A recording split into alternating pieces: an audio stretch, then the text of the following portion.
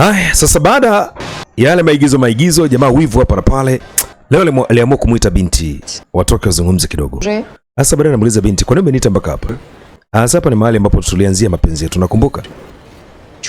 Usiniambie kama umesahau. Mimi naona kama ni maisha ya zamani vile. Unajua ndio mara ya kwanza tunaanza kupatana hapa Istanbul. Nilikupenda sana. Na nilikuleta hapa nikiwa nimekamata mkono. Kiukweli mimi hata sinikwambia nini. Lakini najiona ni kana kwamba miaka mingi imepita na sasa hivi mimi tushachana. Hem, tuachane mambo kama haya. Kambia hapana. Mimi bado nakuhitaji. Pengine majina yamebadilika lakini kumbukumbu ni nzuri, nazipenda zaidi tukiwa pamoja.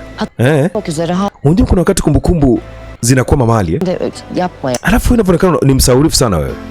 Sasa wakati tunaenda kupiga story akawa kuja umwamba. İnanmıyorum. Paka siamini. İstanbul'da tumekutana tena baada ya miaka mingi kweli yani. Ni rafiki yake na bibie. tanışma. Natumaini hatujui kukutana baada hapo kabla. Mimi ni boyfriend wake na Defne. Memnun oldum Tarık. Nimefurahi kukutana na wewe. Naitwa Tarık, ni ex boyfriend wa Defne. Kwa boyfriend wa sasa na wa zamani. Licha kwamba jamaa kajitambulisha kama boyfriend wa Defne, lakini washaachana. Nation var. Vipi imekwaje? Kimekuleta nini hapa? Kweli bwana, mbona muulize swali zuri? Kimekuleta nini? Kesin dönüş. Hamna, nishamia Istanbul sasa hivi. Kweli kama ndio. Hongera sana. Kuşlar söyledi. Bado naendelea kushana vile vitu ambavyo unafanya zamani?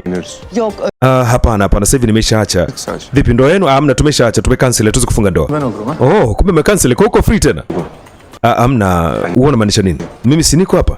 Tunajaribu kusolve mambo yetu. Akambia hapana, kaniambia mmecancel. Lakini hata hivyo Defne, leo na mwaliko, vipi tunaweza kwenda pamoja? Haya bwana.